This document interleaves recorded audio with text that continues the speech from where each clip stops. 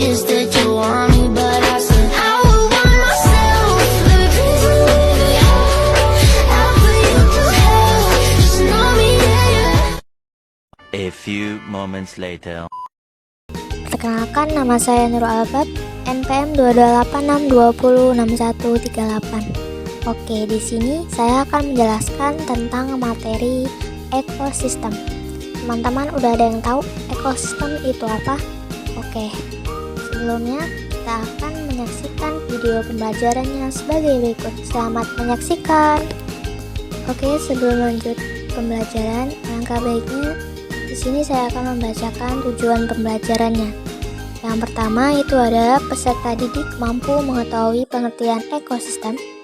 Yang kedua itu ada peserta didik mampu mengetahui jenis-jenis ekosistem.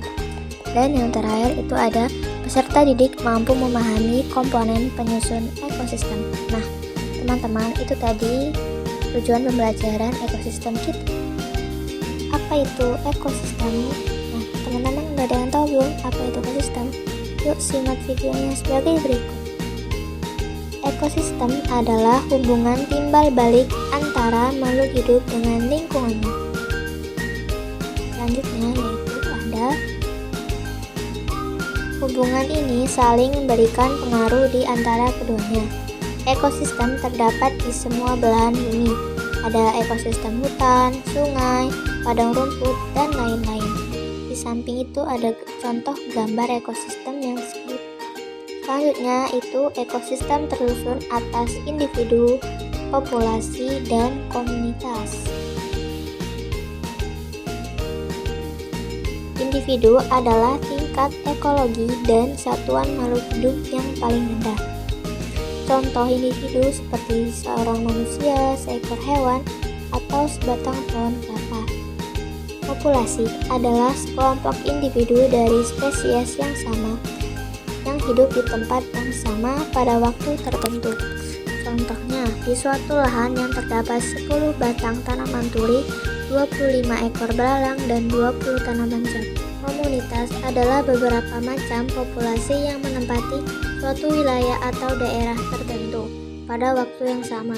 Contohnya itu dalam suatu komunitas kebun terdapat berbagai populasi. Misalnya, populasi pohon kelapa, pohon mangga, populasi dan semut. Selanjutnya, berdasarkan proses terbentuknya ekosistem terbagi menjadi dua, yaitu ada ekosistem alami dan ekosistem buatan. Yang pertama itu ekosistem alami. Sudah ada di alam atau jenis ekosistem yang terbentuk dengan sendirinya tanpa campur tangan manusia, diciptakan Tuhan. Contohnya itu ada laut, sungai, hutan, dan lain-lainnya. Samping itu contoh gambar ekosistem alami. Nah, 3 gambar tersebut adalah contoh ekosistem alami. Selanjutnya itu ada ekosistem buatan, dibuat oleh manusia atau terbentuk karena adanya campur tangan manusia. Hal tersebut guna memenuhi kebutuhan manusia.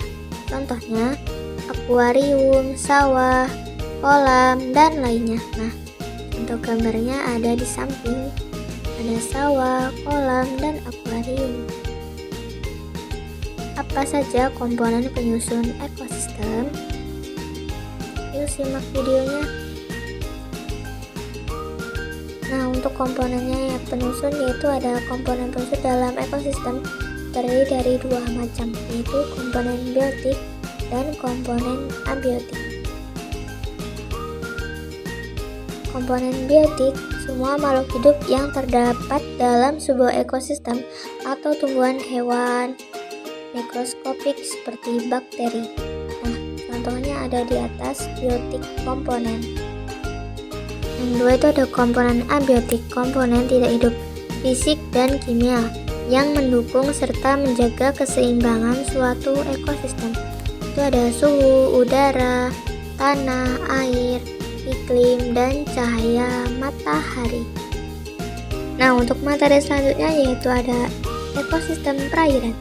Ekosistem perairan terdiri dari 3 komponen.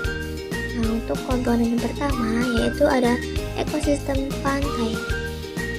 Dan yang kedua yaitu ada ekosistem sungai, dan yang ketiga ada ekosistem danau.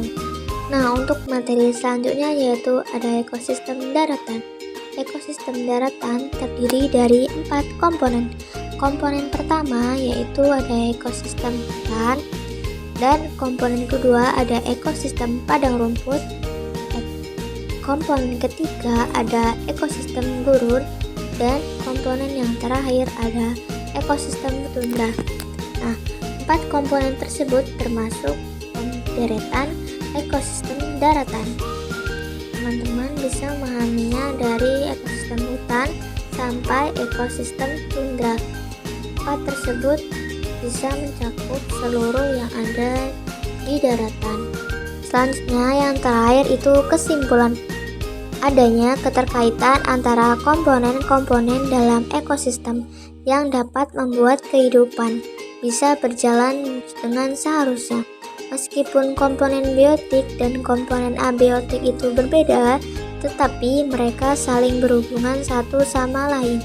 Contohnya yaitu ada cahaya matahari itu abiotik yang dibutuhkan oleh tumbuhan abiotik dalam proses fotosintesis. Nah, teman-teman bisa menyimpulkan kesimpulan tentang ekosistem dan komponen-komponen yang ada di ekosistem. Nah, itu tadi pemaparan materi yang dapat saya sampaikan. Semoga ilmunya dapat bermanfaat bagi kita semua. Amin, Allahumma amin. Oke, itu saja pembelajaran media digital pada hari ini tentang tema ekosistem. Sekian, terima kasih.